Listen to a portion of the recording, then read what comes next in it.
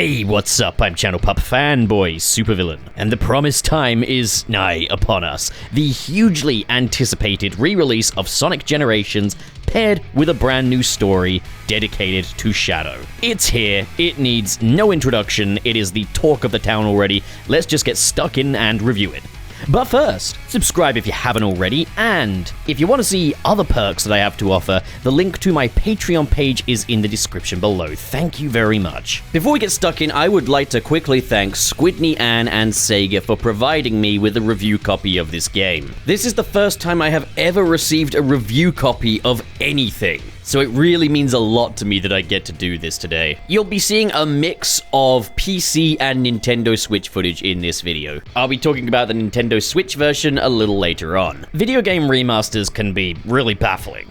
When a company revisits a previous release, ideally, if I'm double dipping on that, I want the best possible version of it. That's not always the case, and for Sonic, well, that's basically never been the case. Sonic Adventure DX and Sonic Colors Ultimate immediately spring to mind. And if you are wondering my thoughts on those releases, I have reviewed Sonic Colors Ultimate. I'll drop a link in the description to that, but back to Sonic X Shadow Generations, unlike those previous remasters, Sonic X Shadow Generations isn't so hell-bent on adding a little extra glitter onto an existing game, but instead presenting that original game in a brand new context. To me, this isn't just Sonic Generations being bundled in with a new game. A lot of folks have made comparisons to Super Mario 3D World with Bowser's Fury, but in the case of Sonic X Shadow Generations, these two stories feed into each other.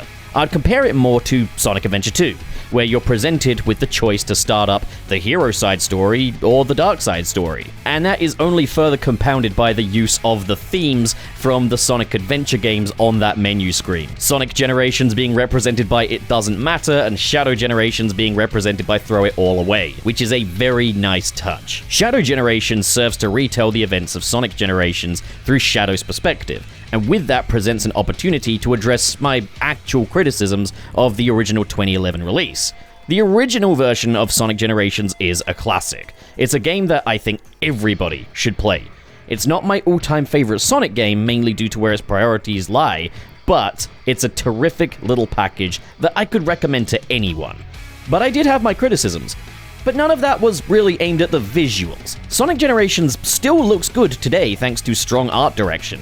That being said, yes, it could look better, sure, but the visuals were never a bone of contention for this game. In fact, I dare say Sonic Generations looks better than a lot of the Sonic games that came out after it. Again, could it look better? Yes. Should that be the priority when revisiting this one? Not in my opinion. My issues were the lack of any meaningful story. A lot of people tend to ask, who plays Sonic for the story? Well, that would be like saying who goes to watch a movie for the music. It still matters. Having a great story is, to me, what makes Sonic 3 and Knuckles the best of the classic Sonic games. A good story can completely adjust your perspective of the gameplay and the levels. It's the difference between Green Hill Zone just being a level in a video game versus being a location that actually matters. So yeah, the lack of a good story really did actually affect my enjoyment of the game. It didn't bring it down massively, it's still a fantastic game, but yeah, the story was one of the weaker points. It was also a super short game. It felt very much like it was over before it really even started, and there was also just a lack of anything to really do in the downtime between action stages. Yeah, you had a hub world, but it was pretty bare bones. Previous Sonic games mitigated this by having Chow Gardens and more in-depth hub worlds, but Sonic Generations didn't really have anything like that. Well, from the outset, Sonic Generations has pretty much been left alone. It is by and large the same game, but with Sonic X Shadow Generations adding a new story to the mix, told from the perspective of Shadow, that presents the opportunity to actually address the real issues I had with this game while not interfering with anything that made the original Sonic Generations great. In drastically adjusting the story or the structure of the original Sonic Generations, you could easily lose that original vision. And one of the things that made the game great was that it was just such a breezy time. But with Shadow Generations, we now have the opportunity to actually explore this time travel story from the perspective of a character who's a bit more likely to stop and smell the roses. So for this review, we're going to be looking first at the Sonic Generations portion, then we're going to be looking at Shadow Generations, and then we're going to be kind of talking about the two halves as a whole, and kind of what we end up with from Sonic X Shadow Generations. So, starting with Sonic Generations, yeah, looking at the trailers and marketing for this game, I was pretty dumbfounded at how they could refer to Sonic Generations as a remaster, given that it looks barely any different to the PC version of the 2011 original, albeit with a few mods to fix up some performance issues.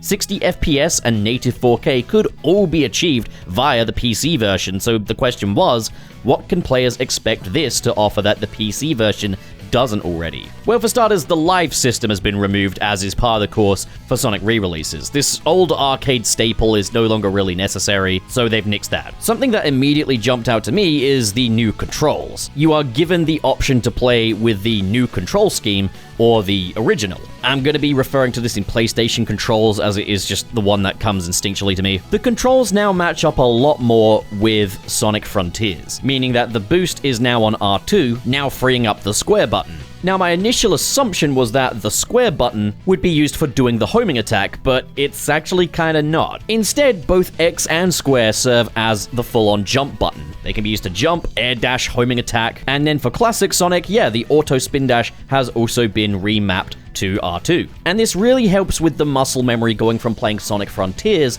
to playing Sonic Generations. And on top of that, with the Shadow Generations portion being built upon the Sonic Frontiers foundation complete with that control scheme, it doesn't mean that you have to readjust to a dramatically different control scheme.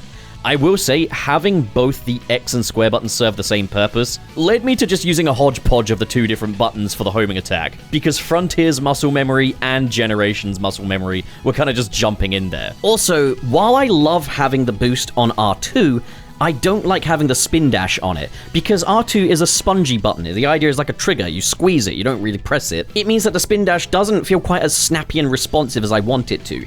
This issue would be mitigated with a Switch controller, as the trigger buttons on that are still nice and clicky, but I can definitely see some people preferring the legacy controls. It's good that we have the option, because it does mean that if you are used to Sonic Generations as it was released and you just want it that way, you can play it that way, but the new controls also offer more cohesion between this and the Shadow story. Unfortunately as well, boost and spin dash are paired together, so even if you do a custom bind, remapping the spin dash to one of the face buttons will also remap the boost as well, making control mapping not as versatile as I would like it to be. Now, both Sonics have now been equipped with the drop dash, and for classic Sonic that is fairly useful. We've seen how this move has benefit the original Sonic trilogy and Sonic CD, and the same applies here. It also gives you a nice means of accessing that kind of classic Sonic roll speed, rather than going for the incredibly powerful Generation-style spin dash. No, classic Sonic's physics haven't really been tweaked, and I think that is because the levels have been designed around those. I would have loved to have seen them use the framework of Sonic Superstars for classic Sonic, but these are two very different games, so I don't know if they could necessarily do that. And again, a lot of classic Sonic's level design is built around that very powerful spin dash. But okay, while the drop dash is a fine addition for classic Sonic, for modern Sonic, it's a little strange. See, when the boost is as powerful as it is in Sonic Generations, there's not really any need for any other speed move. And the drop dash, sure as hell, is not as fast as the boost. But this is where the new control scheme becomes a little bit baffling. In order for modern Sonic to drop dash, you must first do an air dash.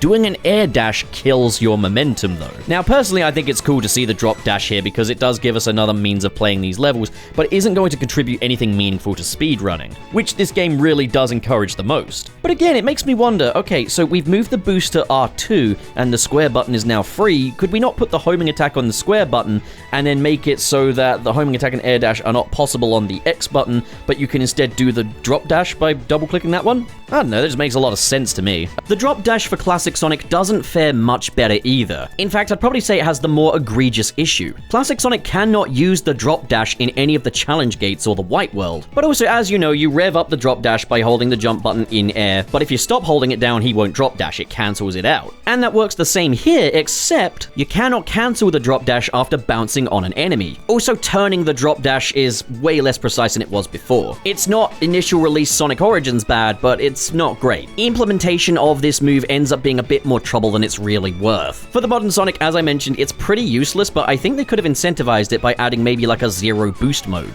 Like maybe in the leaderboards or something, there could be like a zero boost setting, where you can use the drop dash instead as your offensive speed move. It's fun tech to play around with, but it's not anything that's going to complement any speed runs. Then there's the collectibles within the levels. You now have a UI that tells you which red star rings you have and haven't collected yet, which is very helpful, but then there's a new collectible in the stage in the form of 3 lost Chow. And when you find these Chow, they follow you throughout the remainder of the level and then join you in the white world, adding a little bit of extra life to this white void. This was a nice little addition that really does incentivize replaying. And they do come in all different varieties as well, which can make hunting them down a lot of fun. There are also clues as to how to find the Chow in the museum. One thing I will say is I wish we could maybe just view the 3D models of the Chow from the museum. Instead we get an image of them, but they do nicely decorate the white world, adding some much needed life. There are other little convenience changes as well. You can now access the options menu from within the game. You no longer need to go back to the title screen. Genuinely helpful. There are now skins for the modern and classic Sonic. At the time of recording this, we only have the pre-order exclusive Dreamcast Sonic and the mailing list exclusive Saturn Sonic, but having these skins available really adds to the replay value of this game, and they both look fantastic. They both look great, and it's a really fun novelty, but that being said, there are definitely some missed opportunities. The skins do not carry over into the cutscenes at all, and I think this probably boils down to the fact that these guys don't really have the facial tech. Adventure Sonic and Jam Sonic don't even have eyelids. But even in those level transitions as well, they're still using the base models. And no, turning Super Sonic will not give you a super version of either of these skins, it will just default to the existing version. I understand it probably would have taken a lot of work to make the animations in the cutscenes compatible with these skins, but that would have been really cool if they could have done that. Speaking of Super Sonic, no, there have been no improvements made to Super Sonic. Super Sonic was a problem with the original base generation. Modern Sonic having this flight gimmick that will more often than not cancel out and drop you in a bottomless pit, and classic Super Sonic just not feeling any more powerful than the regular base form. Nothing has been done to remedy, improve, or fix this, which is a real shame. Same goes for the Time Eater fight as well. That fight is still as lame as it was before. The endgame of Sonic Generations is just as much a come down as it was in the original game. Let's see, other changes. Well, all of the trophies in the secret trophy room are already available. You don't need to enter those codes anymore. They also got rid of a little bug, but it was a bug I kind of liked, where if you stomp this chair in the collection room, you would slide across the entire white world. Yeah, he no longer does that anymore. I know that that wasn't intentional, but I did like that. And look, while they haven't focused on the graphics, there have still been some slight visual tweaks here and there. Classic Sonic's model has been slightly adjusted, with his quills being restyled, his top quill gelled up, and his center quill pulled down a little bit, creating a less rounded, more spiky look for him. I don't really have much of an opinion on this change. It's very subtle, don't really mind it either way. I was a little concerned in early footage that the depth of field appeared to be removed, but it does appear to have been restored at the time of release, which I am relieved to see. And in the cutscene where the Time Eater kidnaps classic Dr. Robotnik, Robotnik is now visible. He's no longer just a big purple orb. Another missed opportunity is, even if they're not in the story, I wish that on the white world, when you switch to classic Sonic, that Knuckles and Amy could have their classic models. Given that those models do exist now, this isn't really an objective issue so much as it is just a missed opportunity. In the original 2011 release, it was the things that Sonic Generations didn't do that kept it from being one of my all-time favorites, and this remaster is no different. But it's quite clear that that wasn't the priority here. They wanted to keep the core of the original game intact. But then it makes me wonder why they went to the trouble of rewriting all of the cutscenes. Speaking of cutscenes, the biggest change made to Sonic Generations is the story,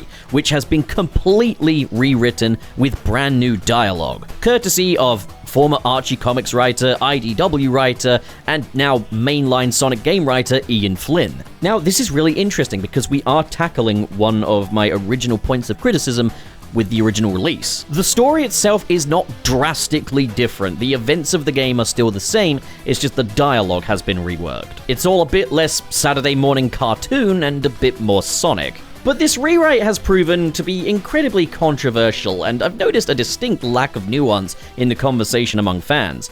The epitome of the controversy is the handling of Amy Rose, a character that elicits a lot of conversation these days, due to changes made to her characterization in recent titles. So, just for a point of reference, so you know where I stand, My favorite versions of Amy are probably in Sonic Adventure 1 and 2 and Sonic X. She is the epitome of head empty, heart full. Never afraid to express herself, including how smitten she is with Sonic, but she can also be quite feisty. Or as cheery as she is, if you cross her, she can be a bit of a hothead. These are traits that, over the years, drew a lot of criticism, but truth be told, I don't think these were ever anything to be ashamed of. If you've seen my Justice for Amy Rose video, link will be in the description, you'll know that I personally don't think Amy needed to change. These traits were nothing to be frowned upon. And I know that there's a lot of people that agree with me about that, but it's important to look at what has been changed with regard to Amy in Sonic Generations. Like a lot of other more current Amy portrayals, her love for Sonic has been toned down. There is no mention of her being Sonic's self-proclaimed girlfriend in her character bio, or even how smitten she is with Sonic. This is one aspect of her character that has been toned down. However, they have still retained that she's very girly, very silly, and that she could be a little feisty too. But the main thing people are taking issue with is the fact that her love for Sonic has been toned down. But I have to say, I feel like that's a little paradoxical. Because yes, a big criticism was that this entire character revolved around having the hots for Sonic. And I refute that claim. There is so much more to Amy than just her love for Sonic. So it would be a little hypocritical of me to see that they've toned this aspect of Amy's character down and then say, this isn't Amy Rose anymore. Like, that's a paradox right there. You can't insist that there's more to this character than her love for the male protagonist and then say the character's ruined when they toned that aspect down. But I think we need to look at this change beyond just a surface level. Let's look at what this change actually consists of. So for this, we're going to be looking at the opening and ending of the game. In the original 2011 release of the game, during the opening cutscene, we get this little moment where Sonic is pushing Amy away while Tails gives him a chili dog. Amy growing ever frustrated that her affections for Sonic are not being reciprocated. This has now been changed. Sonic is no longer pushing Amy away, she is instead approaching him with 2 cupcakes while he chats with Tails and is getting excited about his birthday chili dog. But let's look a little further here. I think Amy holding out 2 cupcakes for Sonic, 1 blue, 1 pink, while gazing at him adoringly, while Sonic has his back turned as he chats with Tails and gets excited about a chili dog, is a much better way of conveying Sonic and Amy's dynamic. Amy is a hopeless romantic and a girly girl, and you can see that she's taken 2 cupcakes that are the colors of her and Sonic, popped them side by side, and she really wants to show Sonic this. But Sonic's back is turned because he's more interested in getting his chili dog from Tails. The general blocking of this scene is just better now. You can see that Amy has put a little thought into this, and the fact that she's chosen the cupcakes tells us a little about her. I don't mind this change in the slightest. It's a lot better than Sonic just pushing her face away while she tries to, I don't know, what was she even trying to do? Kiss him? Hug him? It's just a much more well-blocked scene. Okay, so what is even lost here? Nothing. What's gained? Well, Amy's actually making a little gesture here. Amy's all about those sweet little cupcakes, and Sonic is all about those chili dogs. Then there's the ending cutscene, where Knuckles tells Sonic he wasn't half bad, and Amy immediately springs to Sonic's defense, pushing Knuckles into a nearby tree. Now, I'm told they've toned Amy down in this scene, because Knuckles doesn't fall all the way into the tree now, instead getting pushed back just ever so slightly. No, she's still shown to be incredibly feisty here. She's still shown to be jumping to the defense of Sonic, and she still pushes Knuckles. Nothing about Amy in this scene has been changed. The only difference now is that Knuckles isn't utterly disrespected. Knuckles being pushed into a tree is no longer played for slapstick laughs, and he's got a little more agency in the scene. It's just a tonal difference. So, with Knuckles being treated with a bit more respect in this moment, it makes me wonder, why are we fixating on Amy? She's really just emblematic of the fact that all of the dialogue and dynamics have been entirely changed across the board to give the characters a little dose of, well, dignity. Generations, like most of the 2010 Sonic localizations, simply treated these characters as simple, slapstick Saturday morning tunes. Whether or not this works is up to you, but for a lot of Sonic fans, for better or for worse, this franchise always carried itself with a bit more reverence than that, which helped to distinguish itself from other cartoon animal contemporaries. These characters could be silly and weren't always well localized, but they were written with sincere conviction, and that's what makes Sonic fans so passionate about these characters. It's what separates Sonic from Mickey Mouse Clubhouse. Knuckles is no longer a blockhead archetype. The 2 Robotniks are more respectful towards each other and a lot less catty. The 2 Tails' intelligence is brought to the forefront a little more. For Tails, it's especially conveyed in the cutscene after the Death Egg robot fight, when rather than just suddenly coming to the conclusion that they must be time traveling based on, well, the fucking obvious, it's implied that they'd already figured this out to be the case all along, but now it is just confirmed.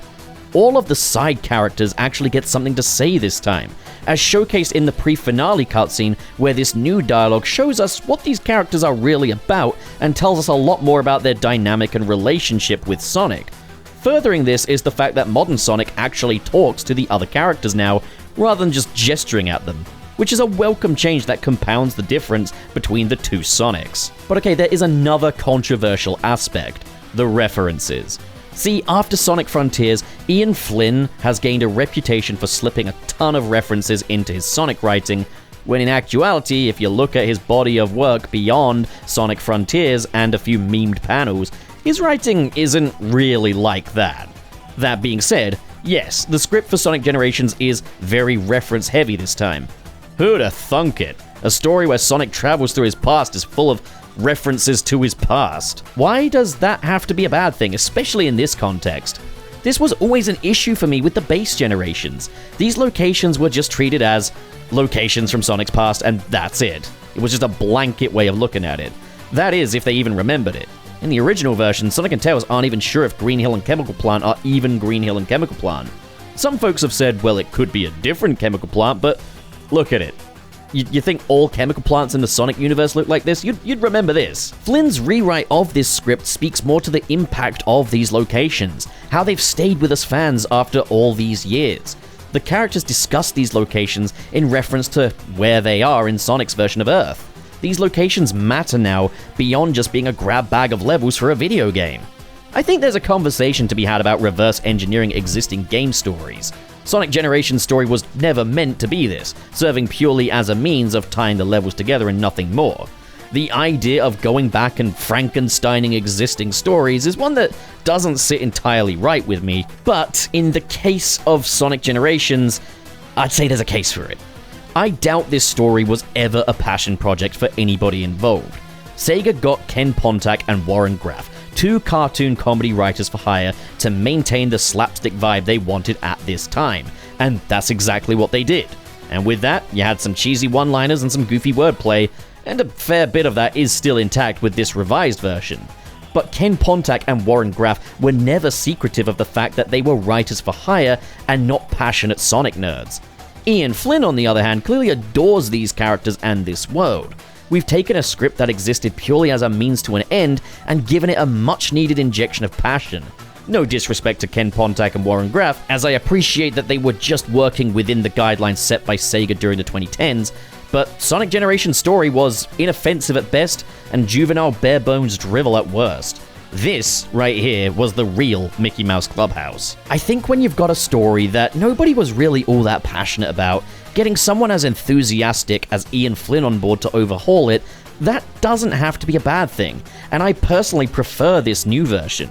It's by no means perfect. No, it still doesn't capitalize on all of the potential of a time travel story in the Sonic universe.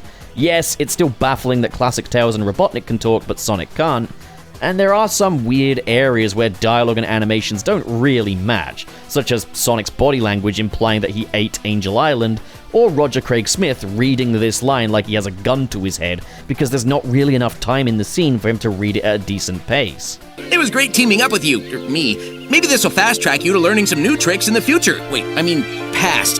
Ugh, time travel's a chore. There is a little quirk in this new script. In the Time Eater pre-final boss cutscene, Classic Tails refers to Eggman as Dr. Robotnik, because that's how he knows him. They haven't come up with the nickname Eggman yet. But there is now a line in the Egg Dragoon fight where Classic Tails refers to him as Eggman. So A, how do they know of this nickname? And B, why does he call him Dr. Robotnik just a cutscene later? That being said, this one isn't too difficult to apply your own logic to. For all we know, Sonic and Tails have mentioned Dr. Eggman around the classic Sonic and Tails, and because they've only just now learned that nickname, they haven't necessarily picked it up yet. It's a small thing. But I'll stand by my point that this newly revised script does quite a bit of legwork to elevate the original Sonic Generations, putting some necessary meat on the carcass of Sega's turkey. So on a whole, I would say that Sonic Generations is absolutely better for the little tweaks that have been made, as well as the big story rewrite.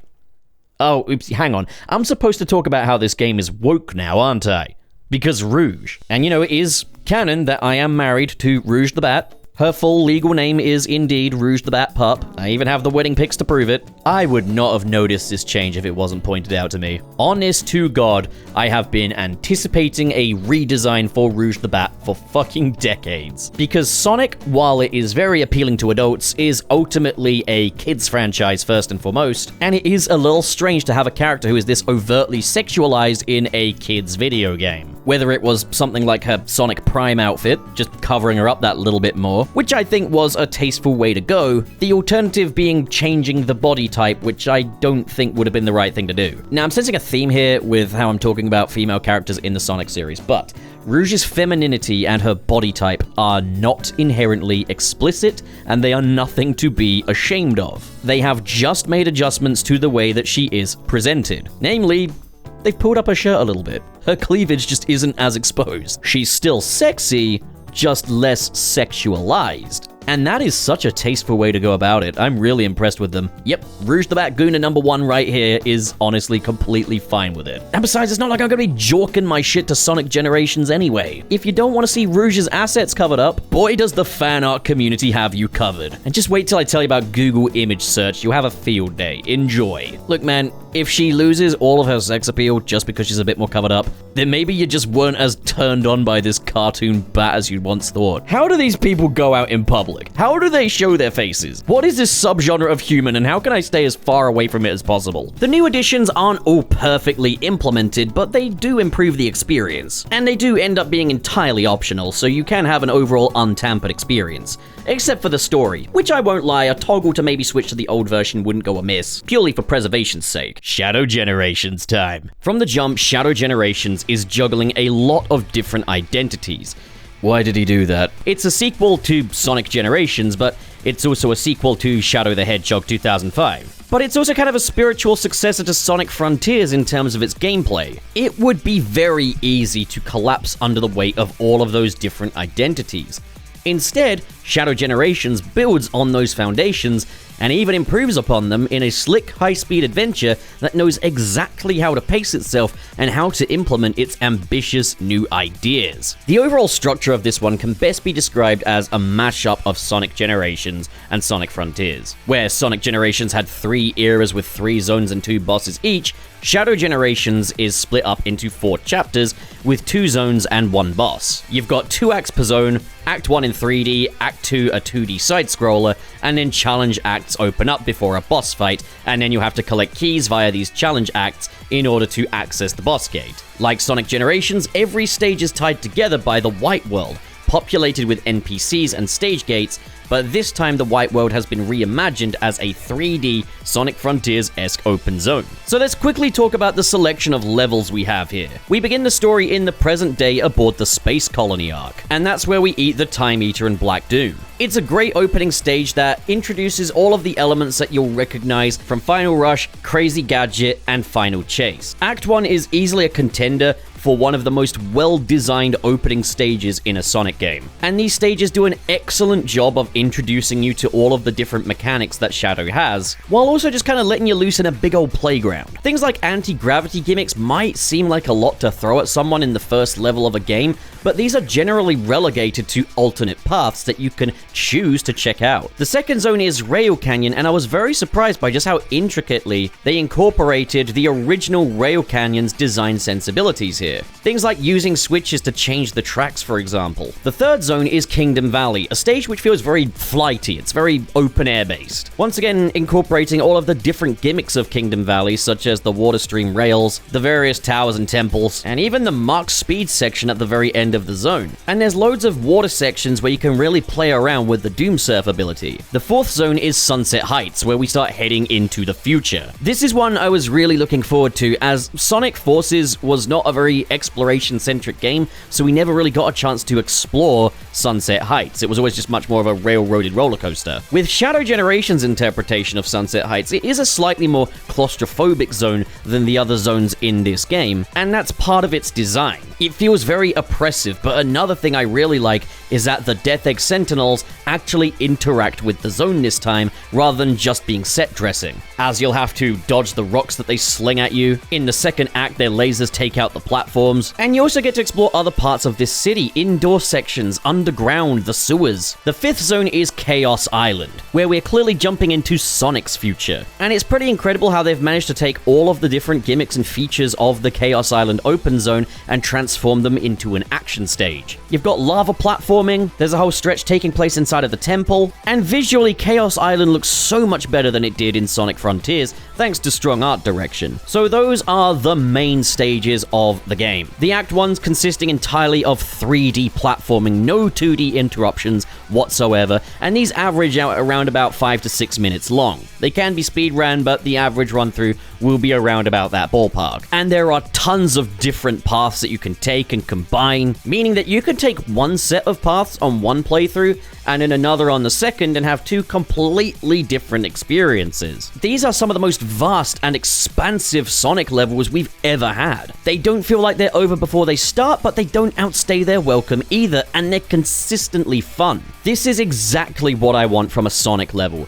This is some of the best level design the series has ever seen. And then there's Act 2. So yeah, like how Sonic Generations did the whole Act 1 is 2D, Act 2 is 3D, this one does Act 2 is the 2D one. And if you know me, you know that I've been fairly vocal about wanting them to just pull the trigger on a fully 3D Sonic game. Now, there are things that they have done here to justify and enhance the 2D a little more. I really like the camera angles we're using for these 2D stages now, where it's slightly more over the shoulder than just side on. This has the effect of not only making it look more immersive and cinematic, but it also means that you can see what's ahead of you a little easier. And the platforming gimmicks in these stages are designed around being side-scrollers. It doesn't just feel like it's going 2D for the sake of it. These are good stages, there's nothing objectively wrong with them, they don't outstay their welcome, clocking in around about half the time it takes to beat an Act 1 stage. But would I rather have this, or would I rather have both acts be fully 3D? And I'd take the latter. I don't dislike or hate 2D gameplay, and I don't think there's anything inherently wrong with this. I just don't understand why we have 2D Sonic games like Sonic Mania and Sonic Superstars that are fully 2D and devoted to being 2D games, only to then put 2D sections in the 3D games. Also, I would be lying if I said I revisited the 2D stages all that often. When I boot this game up, it's for the hub world and for the 3D stages. It is very rarely for the 2D stages, unless there's something to collect, or if I'm just wanting to play all of it again. These aren't badly designed stages by any stretch, and if this was a devoted 2D Sonic game, then these stages would be great. But I just think it's time to do a fully 3D Sonic game, and as it is, 2D doesn't really mean anything to Shadow either. And I also don't subscribe to the idea that making a fully 3D Sonic game is impossible or impractical. It's not. They did it for years. Heck, the Apple Arcade exclusive Sonic Dream Team is entirely 3D, and it's one of the best Sonic games. So again, not an objective criticism, just me saying, please, please, please, please, please, do a fully 3D Sonic game next time. Let's talk about the hub world now, the White World. And fortunately, this time they knew better than to try and put 2D sections in an open world. The fact that Frontiers even tried that is insane to me. No, it's fully 3D this time, and it's basically a giant circle with lots of different individual plazas and lots of bridges that kind of connect them. But unlike Sonic Generations, it doesn't effectively serve as a glorified level select. This is effectively a fully functioning open zone, it's just that those open zone activities are not mandatory like they were in Sonic Frontiers. Dotted around, you've got tons of different activities, from races to ring collection to time attacks. Orbot and Cubot are trying to build a rocket, so you have to go around finding pieces for it. There's no red starrings in the stages in this game either. This time you unlock different artwork and music pieces for your collection room by running around the open world and finding these little treasure chests, which can be opened using tokens which are found in the main stages. So filling out that collection room is a lot more involving this time than it was in the original Sonic Generations. Said collection room is accessed through the pause menu, and it is a 3D location this time, which reflects a little bit more of Shadow's personality.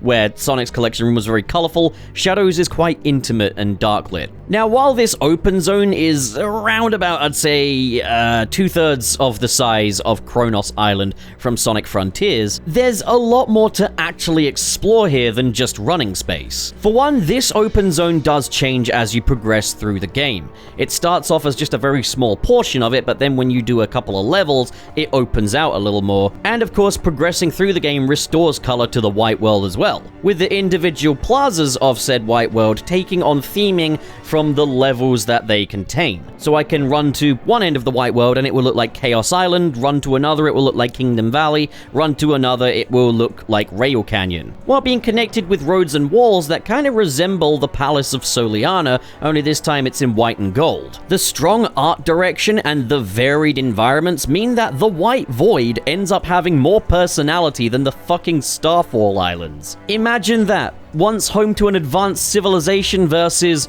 a white void, and the White Void manages to have more personality. The White World is also home to different buildings as well. Yeah, it has indoor sections. These can uncover boss gates, or they can uncover different treasure chests and collectibles. There's even a little cave that will take you to the boss encounter with Mephiles, like they've really tried burying this guy in time. Not to mention that his boss gate requires 4 keys instead of 3. There are also NPCs around the White World as well, with various little dialogue exchanges. Rather than just flavor text like the base Sonic generations, we actually get to learn more about these characters and their dynamics. For example, this game clarifies that there is a personal bond between Team Dark beyond just the Alliance. Rouge, Shadow, and Omega do all care for each other on a deeper level.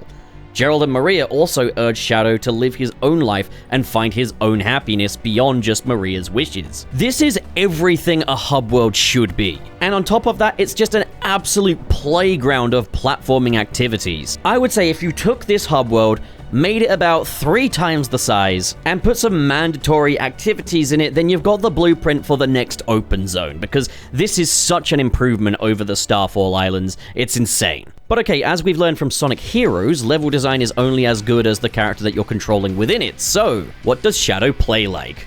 Well, what we have here is an evolution of the Sonic Frontiers gameplay. It's geared primarily towards high-speed platforming.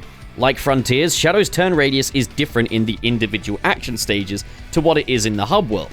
However, this does at least feel tuned to the level design this time. There was never a time in the action stages where it felt like I needed to turn and couldn't, unlike, say, Sonic Frontiers in cyberspace. He goes in a circle. It's also going to be a lot easier talking about the gameplay this time because gameplay sliders have been mostly nixed. And that's because the controls have been tuned to work near perfectly with the level design of this game, which is a good thing. Unlike Sonic Frontiers, Shadow can still gain speed without boosting, it's just a much slower build-up to said speed. Boosting has offensive capabilities once again, unlike Sonic Frontiers, and is charged up by collecting rings. Shadow feels a lot less twitchy though than Sonic was in Frontiers, with deacceleration feeling a lot smoother and less abrupt, even when deacceleration, the only gameplay slider this time, is set to maximum. With deacceleration set to minimum, unlike Frontiers, the deacceleration is still influenced by your speed, so Shadow doesn't feel slippery and can be reliably stopped by pulling back on the analog stick. This is good, and deacceleration set to 0 ends up being my preferred way of playing. Shadow also glides along various terrains smoothly, which is another improvement from Sonic Frontiers. Disappointingly though, they still haven't gotten the loop physics down. Shadow cannot make it through loops without the assistance of a dash pad. However, the dash pads on the open zone loop are something you do have to deliberately aim for, at least restoring some semblance of challenge to loops. It's an improvement from Frontiers' loop walking, but I really hope we can get a more versatile physics engine down in the future. Combat is still a factor here, but it's more limited than what Sonic Frontiers did, yet at the same time generally feels a bit more focused. You don't have 10 different attacks that all do pretty much the same thing, and each attack does have a purpose. You can't just spam the homing attack, and Stomp isn't really going to be very useful in combat either. But there will be instances when you homing attack a guy and then you mash the homing attack in order to continue attacking them, making a satisfying slap sound effect. Enemies will sometimes require you to Chaos Spear them before homing attacking them, and when these are flying enemies, this can lead to really high stakes gameplay that requires good timing. Shadow can use Chaos Control to temporarily pause the flow of time. This can be great when dealing with moving platforms and aiding combat, rendering enemies helpless, but it also stops the timer as well. meaning that if you accidentally find yourself on a slower path, you can activate Chaos Control and bag yourself a few valuable seconds of your time back. This can mean the difference between getting an A rank or securing that coveted S rank in a stage, in what is also a fairly well thought out ranking system this time. It's a bit less generous than Sonic Generations was, but doesn't punish speedrunning like Sonic Colors did. Chaos Control is gained through destroying enemies. This means there is more than just one way to get a good time in Shadow Generations. You can either blast through the stage as quickly and gracefully as possible, or be strategic with your enemies and use the Chaos Control power to stop the timer. This makes for a far more layered way to gain the most success, and that also applies to the leaderboards as well. Shadow is also equipped with the usual Sonic abilities, such as Stomp and Slide, although once again Slide is never required in this game, so I have no idea why they keep it. I do miss the Stomp bounce from Sonic Frontiers, and I do hope that will return. It wasn't a big deal for Shadow Generations, but I definitely missed it. The homing attack took getting used to after Frontiers as well. Unlike Frontiers, you can no longer homing attack from the ground. You have to be airborne. The homing attack also serves as a kind of warp, so you can use it to warp to the other side of a laser field if there is an enemy on the other side. The quick step has been reworked a little bit too. I won't lie, this wasn't excellently conveyed. If you hold the quick step down, Shadow will slide about 45 degrees in the direction of whichever bumper button you're using. Kind of like a very, very wide drift. Its use is limited, but there are times when it does come in handy. And then there are the Doom powers that you earn throughout the game. Originally, I anticipated these being an evolution of the Wisps, but I couldn't have been more wrong. These are completely different, all of which in service of the core high-speed platforming gameplay. There's much more of a flow to these power-ups than other power-ups we've seen recently, such as Wisps and Emerald abilities. Doom Spear basically allows you to target multiple enemies at once, and works on the go as well. This can be great for collectibles or when there's multiple enemies on screen, but it's also essential for breaking down enemy shields and opening doors. Doom Blast works on larger enemies and can be used to kick them into a target of your choosing with devastating effect. This can also be used to open up areas of level design that you couldn't ordinarily access. Doom Surf allows Shadow to surf bodies of water, and while surfing you can jump, steer, and attack. Attacking with the Doom Surf took a great deal of getting used to, as it also works as a directional evade. The game doesn't give you a great deal of practice with this before making a vital component in a boss fight. I think this is where the game's 3-hour runtime is kinda working against it. The White World gives you lots of water to practice Doom Surf movement, but next to no opportunities to practice attacking with it, and before you know it, you'll need to use it to sling projectiles into Metal Overlord. Speaking of tutorialization being a little lacking, next up there's Doom Morph. Squid, Spider-Man, which has the steepest learning curve of the bunch. It can be used to navigate sticky terrain, which can be both on floors, walls, and ceilings, but control is much more sensitive when in this state. With tight steering and rather than a continuous boost, you simply tap the boost button for a quick burst of momentum, so you have to be careful with this one. But then there's the swinging mechanics. You can tap the button to effectively zip to a target, or hold it to swing, but whatever angle you let go at, you'll shoot off in that direction, like a catapult. So if you want to catapult upwards, let go at the bottom of your swing arc. Imagine web swinging a Spider-Man, but your webs are super strong elastic. I don't think the tutorials do a good job at conveying this, and maybe just a little line showing what direction you'll move in while swinging would be a big help for people to get to grips with how this works. It's a great new gameplay mechanic to master, it just takes longer than necessary to really get the basics down, and you're thrown into the deep end very quickly. And then finally there's Doomwing. You're given a small taste of what this ability can do the first time you play Active Space Colony Arc, but you won't be able to use it again until the last levels of the game, not even in Space Colony Arc Act 2. Doomwing effectively serves as this game's superform. You can activate it once you have 50 rings, and while activated, your rings will continually count down until they've run out. While in this state, you're invincible and you can boost through the air from whatever height you're currently at. So it can be extremely rewarding to get up nice and high and just soar through the sky.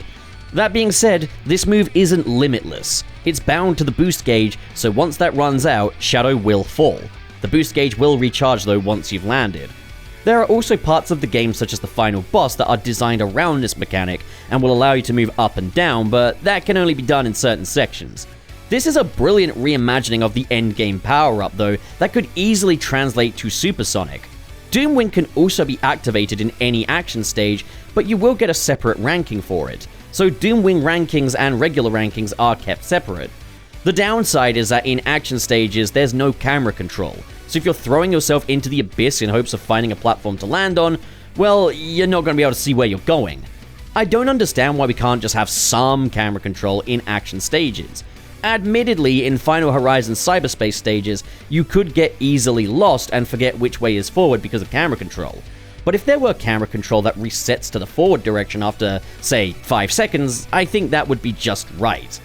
Once you've unlocked your Doom abilities though, they're yours to use at your leisure. Doom Surf will kick in whenever you hit a body of water, and for Doom Morph, you need to homing attack purple orbs, but it's all a lot less limiting and situational than power-ups are typically handled in platforming games, and I applaud how all of these function in service of your flow state, which is what Sonic gameplay is all about. Now we're going to talk about the boss fights, the first of which is BioLizard, in an incredibly faithful version of the BioLizard boss fight, albeit a much smoother and more clearly telegraphed experience. Shadow's smoother, snappier, and more reliable controls in this game really benefit this fight. But of course the fight does evolve, incorporating your other different moves such as Chaos Control and Chaos Spear that you didn't have in Sonic Adventure 2. But it's also very cool how the overall story impacts the context of these fights. There's dialogue during these. Shadow is a bit more sympathetic and understanding while fighting the BioLizard this time. Then we've got a battle with the Metal Overlord in a sunken egg fleet, which is clearly just using recolored chemical plant assets. But I tell you what, if you're gonna reuse those assets, this is probably the right way of going about it, making them feel new again. This fight taking place atop the water, so it's utilizing the Doom Surf quite a bit, as you use Doom Surf to pummel obstacles into the Metal Overlord, while also navigating ramps and rings so that you get a chance to attack. This boss fight, though, helped me get to grips with attacking using Doom Surf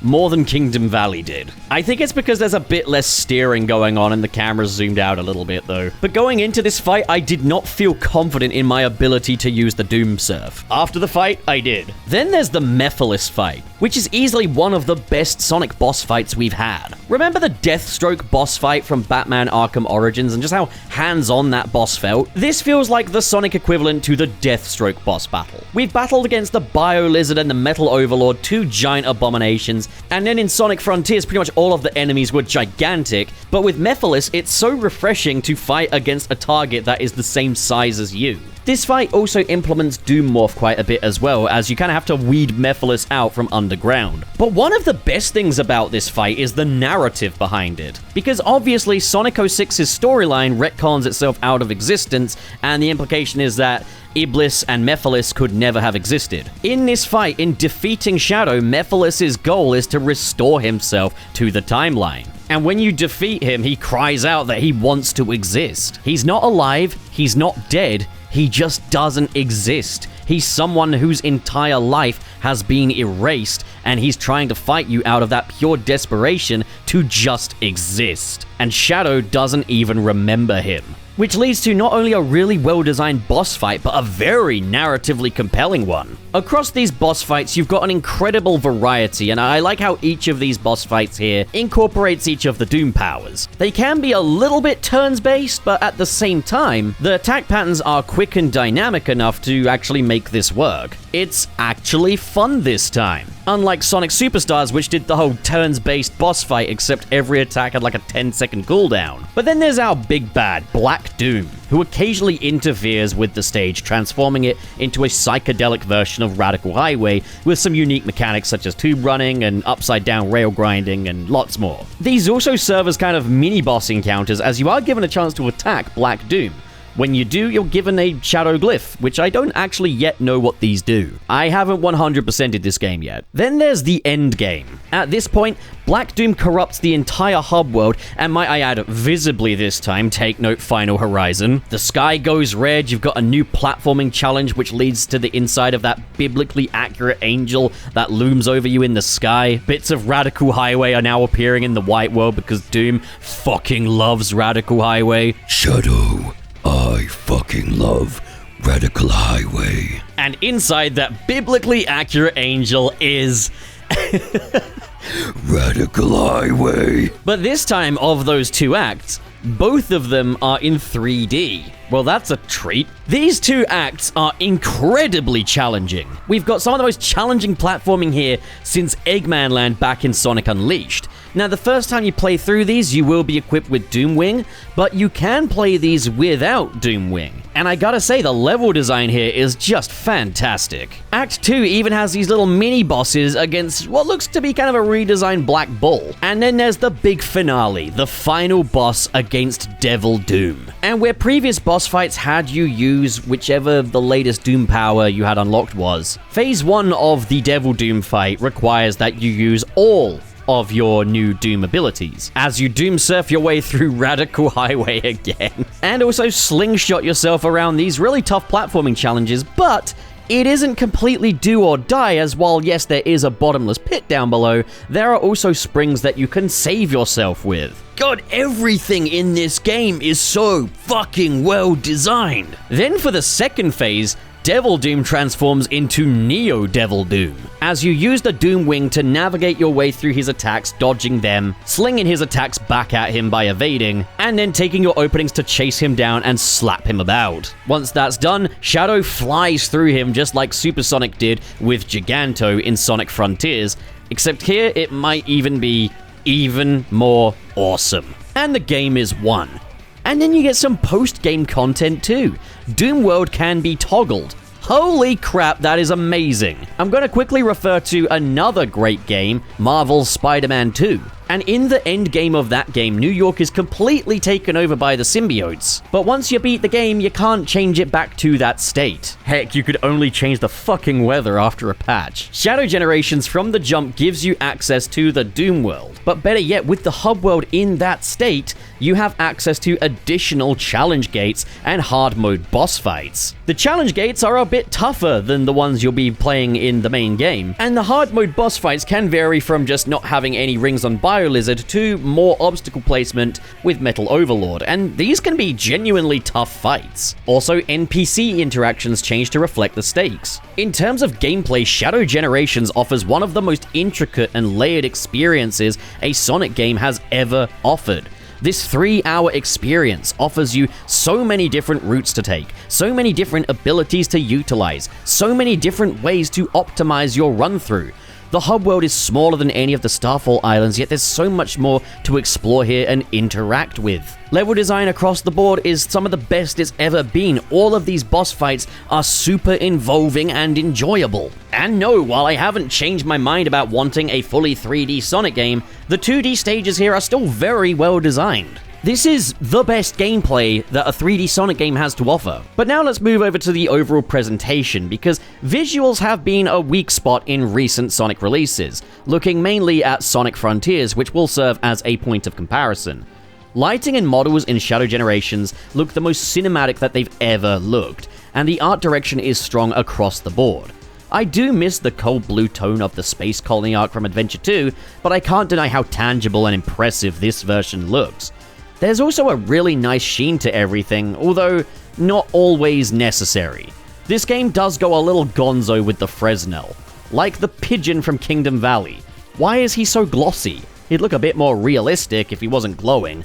Other than that, no complaints. The lighting, the models, everything here looks fantastic. While unfortunately, once again, there is no Marza Animation Planet CGI cutscenes here. The cutscenes we do have are the best in-engine cutscenes we've ever had from this franchise. Since Sonic Unleashed, Sonic games ditched mocap usage in favor of hand animating everything. And while that did help to remedy these characters looking like mascot costumes, it also meant that we lost a lot of nuances in the movement as well. Now, of course, you can animate without mocap, but obviously it takes a lot more work, and we were seeing where, well, that work was kind of missing in games like Sonic Forces and Sonic Frontiers. For Shadow Generations, there is a really nice, healthy mix between the mocap and the manual animation. You've got all of the nuances of the motion capture, paired with that very nice, deliberate, and very animated look of the manual animation. There's also a lot more confidence in the use of characters' facial features in this game as well. Shadow, for such a deadpan, grumpy hedgehog, is much more expressive than Sonic has been in the most recent outings. I'm really pleased to see that Sonic Dream Team wasn't just a fluke and that we are getting good animation now. Something that was a major point of interest to me though was the draw distance and pop-in,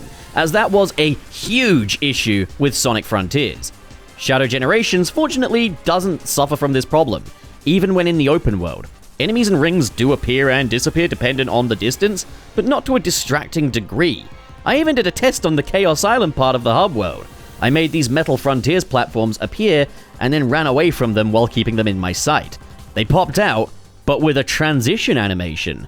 Haha, excellent! This is exactly what I was needing to see moving forward from Sonic Frontiers. I'm so relieved. Shadows and lighting are also consistent this time, not suffering in from any of that Frontiers pop-in. As well as that, platforming elements look diegetic to environments, so it is a huge leap forward for open zone Sonic design. Now onto the music. It's a good soundtrack, but it's not one of my favorites. Remixes are generally solid across the board. I don't personally feel too fondly about this game's inclination towards drum machines and dubstep. For rock-heavy tracks like Space Colony Arc Act 1, I just think a proper rock drum kit would just hit that bit harder. And while I praise the EDM music of the cyberspace stages in Sonic Frontiers, I definitely think dubstep as a subgenre of EDM can suffer from sounding a little dated, and it definitely does here in my opinion. It's not an ear-sore by any stretch, but as I was running through Chaos Island Act 1, I couldn't help but feel like I was being transported back to 2010 with some of these sounds. Running through this level set to find your flame was way cooler. Let's do this. Reach!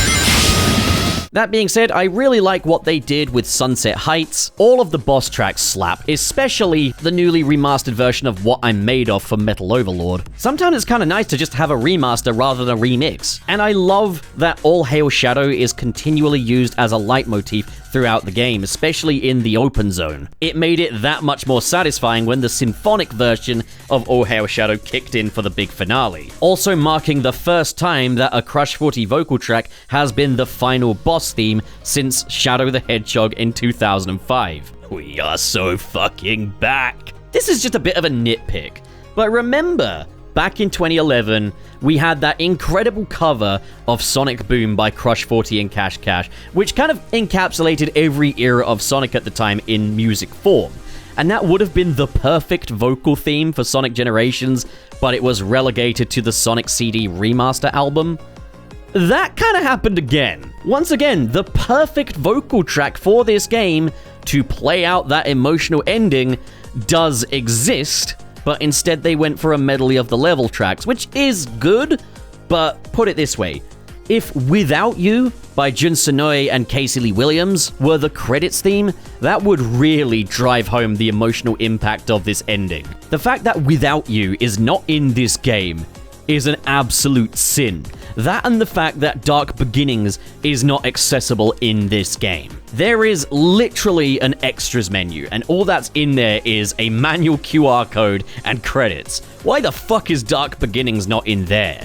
I get that the extended versions were a PS5 thing, but for fuck's sake, put these shorts in the game. It makes them easier for people to discover and gives them an air of legitimacy. Also, when are we going to get a release of Without You? Because I need to hear that. Okay, so the story.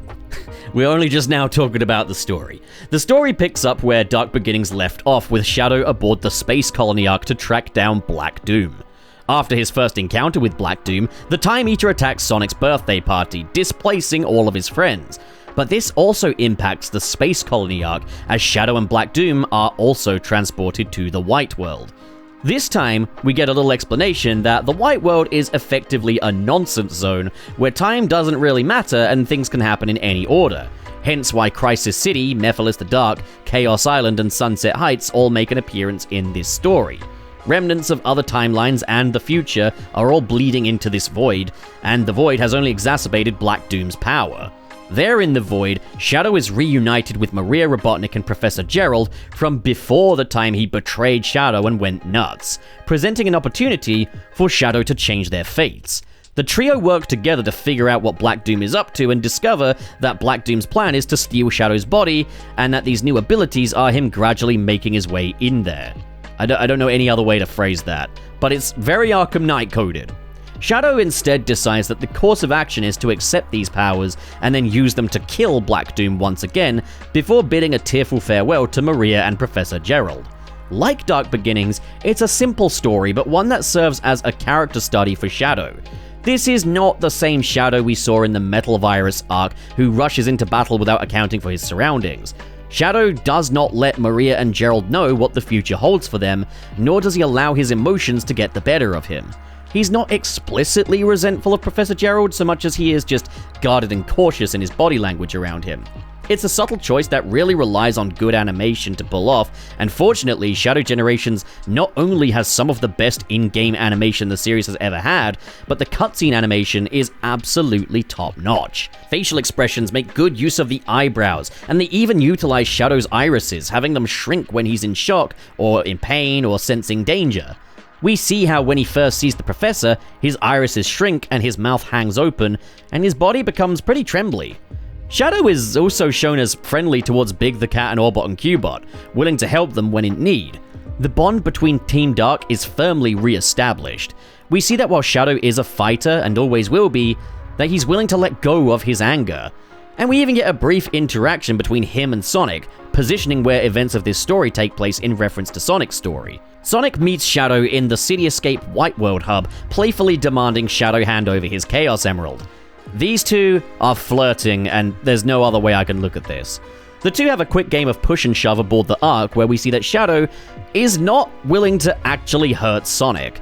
As in his moment where he contemplates using his Doom powers and decides not to, that's when Sonic gets the upper hand. Whether Shadow views Sonic as a rival or temporary ally, he's not willing to risk actually harming him with his new power, and instead opts to outsmart him by giving him the fake emerald from Sonic Adventure 2, while planning for Rouge to give Sonic the real deal after Black Doom is defeated, thereby justifying Shadow having access to Chaos Control throughout the game, and showing that Shadow is ultimately willing to play ball, just as long as he gets his work done first. It's a shame that there was no boss fight here, but the animation and the rest of what this game has to offer in its place more than makes up for it. That being said, I have heard reasons as to why they could never do a Shadow vs Sonic boss fight here, because Sonic wins that fight in Sonic Generations, and to that I say, get an imagination. They could have done this fight, man. Could have even have had Shadow win it, but just have Sonic get the emerald anyway. Or have Shadow win the fight, only for Sonic to then gain the upper hand in the cutscene. I mean, sheesh, does it matter? It didn't matter in Sonic Adventure 1 and 2 who won those fights. They still could have made this fight playable, but admittedly, this is a fantastic bit of animation right here. Shadow Generations does have a short story, totaling at under 20 minutes worth of cutscenes, but it more than makes up for the shortcomings of Sonic Generations' story. I mentioned how it's a missed opportunity that we never had Sonic reunite with past friends. Well, Shadow Generations is entirely about just that. Black Doom is also an excellent villain, making one of the strongest non-Eggman villain appearances in the series to date. He's constantly a looming threat, whether it's his distortions of the levels, his appearances in cutscenes, or that unsettling biblically accurate angel lurking in the sky that is always watching. There are great themes of family here. Black Doom and Gerald Robotnik as Shadow's parents. Black Doom devoid of any goodness, using his offspring as someone he can project himself onto, rather than actually seeing any real value in Shadow as a person. Gerald Robotnik, the father figure who has gone on to betray him, just not yet. The one Shadow is willing to change things for, despite feeling uneasy about it. We also finally get our first in-game appearance of Shadow's brother, Lil Blizzy, the best Sonic character of all time. Maria, Shadow's sister, his anchor, his everything. And the found family of Team Dark, and how none of these folks ever really wear their emotions on their sleeves, and go figure, one of them's a fucking robot. If there is one thing that Ian Flynn has nailed across Frontiers and Shadow Generations, it's making these characters feel like legitimate families to each other. If you want to refer to the previous era of Sonic stories as the meta era, I'd probably refer to this one so far as the family era. One more note, the voice acting. Across the board, it's all pretty solid. Kirk Thornton is excellent as Shadow, speaking with a great deal of conviction, delivering Shadow's savage declarations, and handling emotional beats perfectly. Stephanie Shea is once again great as Maria Robotnik. Ben Diskin replaces Sean Schemmel as Black Doom and does an excellent job stealing the show. He does sound very similar to Sean Schemmel, but just a bit meaner and more gruff. And then Robbie Daymond is Mephiles the Dark, and he's very different to Dan Green, which has clearly thrown a lot of people off. Some like it, some don't. As far as I see it, no, he doesn't sound like Dan Green. But Roger Craig Smith doesn't sound like Jason Griffith. Cindy Robinson doesn't sound like Lisa Ortiz. These characters' voices have changed over the years, and that's okay. I would rather hear what these new actors have to bring to this character than impersonations. And I have to say, I think Robbie Daymond really sells the desperation of Mephiles in this game, while also sounding incredibly menacing. But another little thing I like is he really sounds like Vegeta. And given that Shadow is clearly influenced by Vegeta, don't listen to Iizuka, he's just trying to keep himself from getting sued. I think there's something kind of awesome about the idea of Shadow's evil counterpart sounding a lot like Vegeta. The weak link as far as voice performances go is unfortunately once again Karen Strassman as Rouge. Something's gotta change because by all accounts this is awful. Now, the thing is, Karen Strassman has done decent jobs as Rouge in the past. In fact, in the recent past, in Dark Beginnings, she did a great job. So I really want to pass some notes on to the voice director.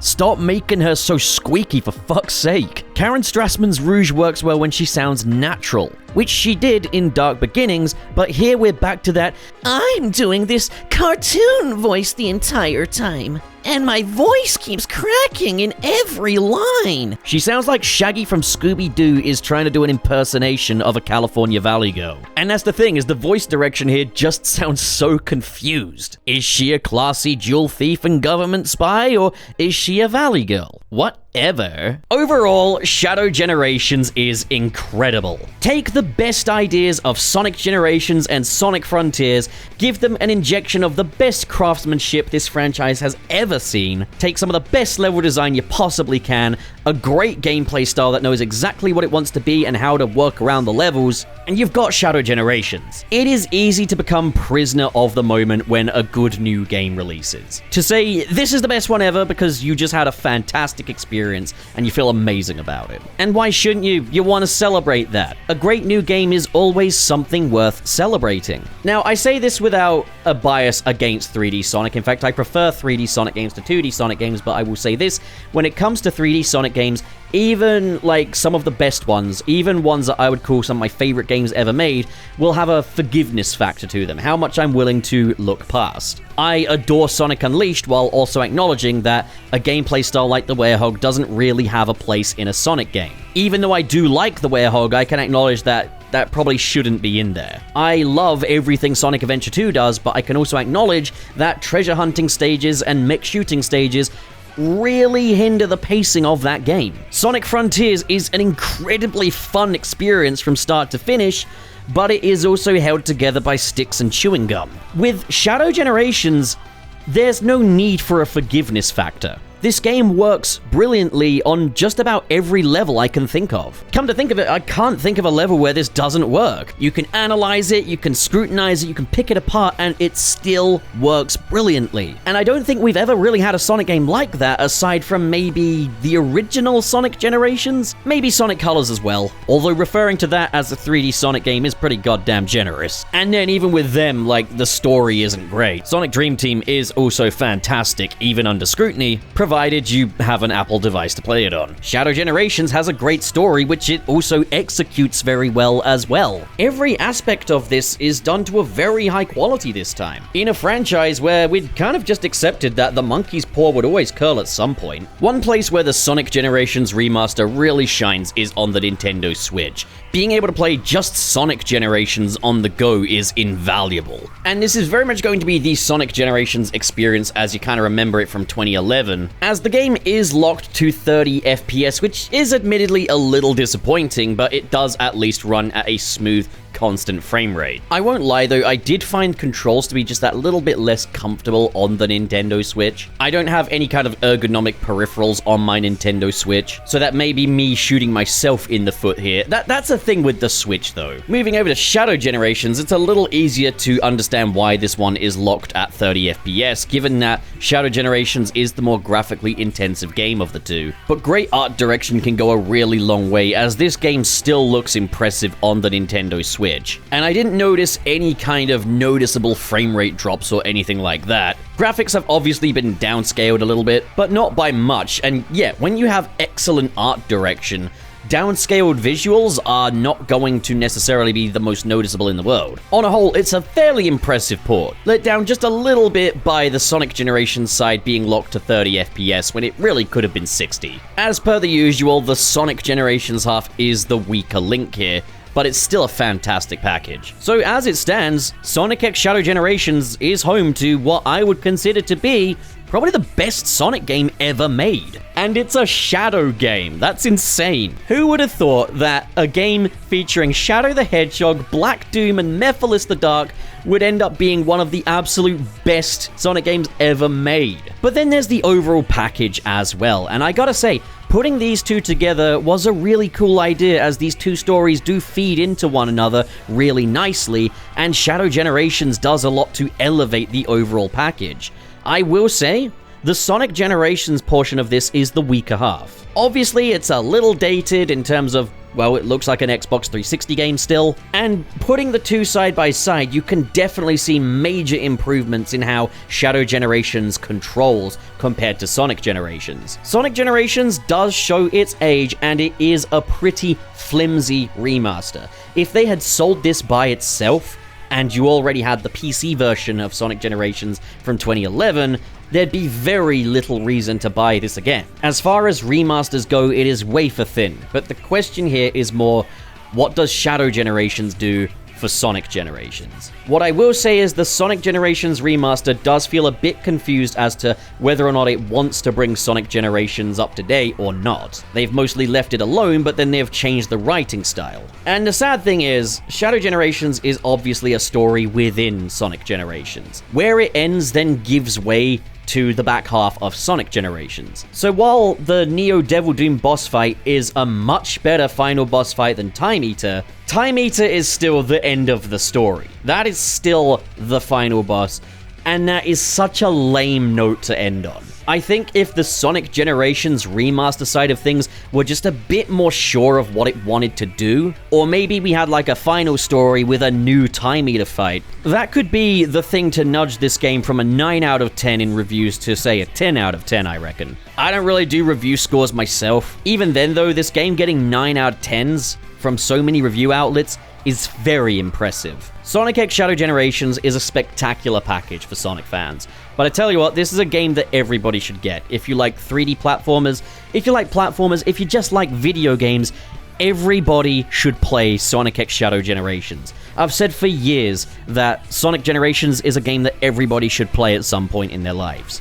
The same is even more true of Shadow Generations, and you put these two games together, you got a fantastic little package, making this one of the best Sonic releases ever. Alright folks, that's it from me. That's Sonic X Shadow Generations, but what did you folks think? What do you think of my review? What do you think of the game? Comment below, discuss, and as always, if you've enjoyed this video and you want to support more like it, be sure to hit subscribe, hit the like button, and if you want to be able to download these videos and watch them without ads, as well as get your name in the credits of these videos and other benefits, you can do so over at my Patreon. The link is in the description below. A special shout out goes to the patrons in the $5 and above tiers. We've got Josh Strider, Big Mum, Grant Allen, Zach Strand, Shady Sham, Twilord, Coco210, Nigel Thrashner, Hey It's Classy, Jay Sevion, Ian, Cho Henshin, KB, RT0, Kalex, Hypes, Sad Goku, Dare Denny,